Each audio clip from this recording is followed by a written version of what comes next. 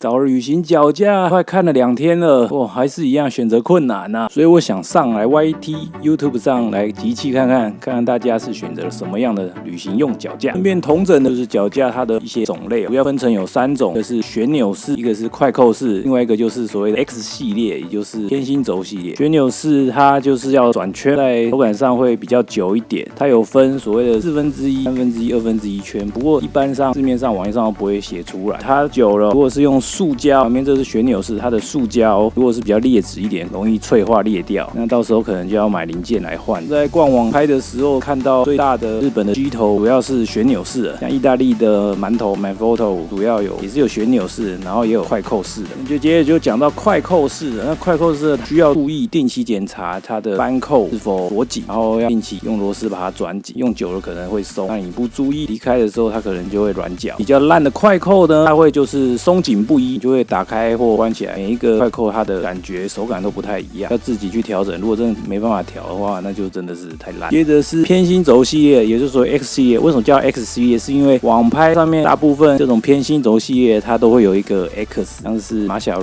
X 什么什么，然后还有 Photo 的X Cross 系列，最近比较红的就是悠然子和 Zero X 也是都有一个 X 字，所以我偏心轴我以下统称为 X 系列。X 系列在3者之中最快开力的，大概10秒内你就可能完成开力，它就是一个转的动作，然后拉出来，然后再锁紧而已。但是它比较大的缺点就是它在做微调，每一只脚的微调你可能没办法做到快扣或者是旋钮式的，就是可以单开关一只脚进行微调，因为你整个要转，你可能要整个拿起来，然后底下这样子转，这样子非常不方便。而且如果你有3只脚要调整的话，你难道每只脚都要这样转吗？而且如果转动中的管子会不会连其他的管子也会一起动呢？或是在动的过程中不小心把它的脚架的脚给转松也有可能。这是偏心轴主要的缺点。偏心轴另外一个缺点普遍认为不耐用，磨损了管壁之间会摩擦力减弱，就会松松的，然后就会锁不紧。以上就是3大脚架的各优缺点。那我这次可能选购比较不会偏向这种旋钮式的，因为想要尝鲜买新的脚架，难免想要试一下。那偏心轴系有可能就比较没有那么喜欢，因为它就是要调整上比较不方便，所以我这次可能比较倾向于就是快扣类的脚架。这2天爬文，然后一些挑选的要点吧。第一个，首先就是自己愿意带出门的。What good is a tool if you don't bring it with you? 选一款脚架可以的话去查一下，看有没有用户回顾经验。我通常都是会上去找国外的，因为国内的脚架分享还是普遍使用经验偏比较少。因为有找到就是有些脚架它有脚架附赠的云台，它容易垂头锁不紧，所以导致你可能买了脚架，你还要再另外花钱去买云台。那你另外花钱买云台的钱，你可能可以就直接贴上去买一只更好的脚架这样。所以这边可能要稍微注意一下。看那些网购网页的时候，有些脚架它只提供脚架的资讯，但是贩卖的时候是连云台一起卖，然后它提供的资讯是就是脚架一个资讯，然后云台一个资讯，所以你可能脚架收合长度它可能就是不含云台的收合长度，或是它整体重量是只有脚架重量，不含云台的重量，所以你可能要在这边注意一下，贩售价格不包含云台，也就是它只卖以下的这只脚架。那有些人可能自己本身就买比较好的云台，这方面可能没差，但是一般人可能会比较喜欢就是连着脚架云台一起买这样。脚架的收合方式也有分脚架的收合方式也有分所谓的正合跟反折。正合呢就是3只脚是这样子合起来，正合呢又分为无中柱，或是就是中柱要另外装，它这根中柱也没有在里面嘛，或是有些是直接有附另外一只中柱给你这样。第2个种类异形中柱比较有名的就是 Peak Design 它的旅行者脚架，它的这个中柱就不是圆形，而是有点偏三角形样子。好处就是它可以收的比较紧密嘛，看 Peak Design 它做的很紧实，它紧致。也是有缺点，就是它在拆的时候它的云台比较难拆哦。Peak Design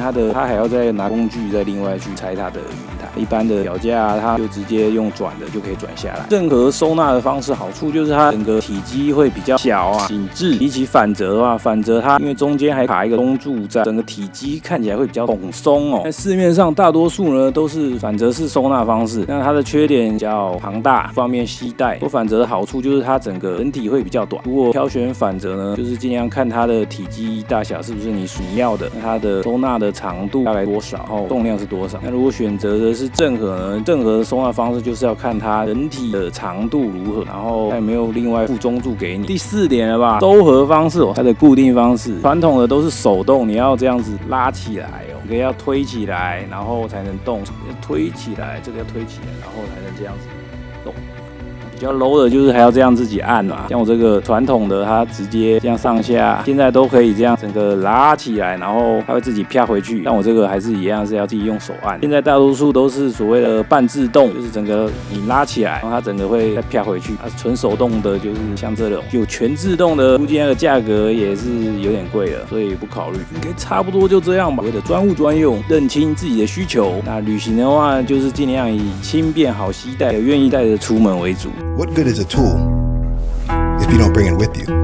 我就大概归纳几个要点：方便携带、好收纳，使用上要能够直观，尽量不要有必要的拆装，像是任何的脚架，它可能就要另外再加装中柱嘛。那收的时候，如果你要打到紧致，你还要把中柱整个拆下来。在一般携带的时候，它整个又长度很长。一般旅行用脚架和重量，一般它承重范围都大概到3到6公斤左右。如果要在6公斤以上的话，可能就偏到中型，它承重可以达到8到12公斤左右。旅行脚架大概会在5到6千以内吧。如果你要选到8千以上，那不是一般人了吧？所以主要价位会考虑在5到6千以内，8千以上有点在业余摄影之上的用户了。比较无脑的方式，就是我知道某某购物啦，它会有那个热销排行榜，去热销排行榜，搞不好这其中就有你想要的脚架，也不一定，可以试试看。这段期间找到市面上理想的脚架的类型，留在简介里面，然后让大家去参考一下。如果大家自己用起来觉得顺手又好用的旅行用替代型脚架，可以留言在下方让大家参考。那我会一一整理在简介里面，让大家看一下是不是符合他的需求。到最后呢，想想其实不是我是超级普通人，是我们是超级普通人，因为大家合起来才是超级普通人。大家的知识经验结合起来，在一个可以供给更多人参考，节省时间精力去搜寻资讯、下决策，整个过程整个经验合起来，这个一个频道就是超级普通人频道。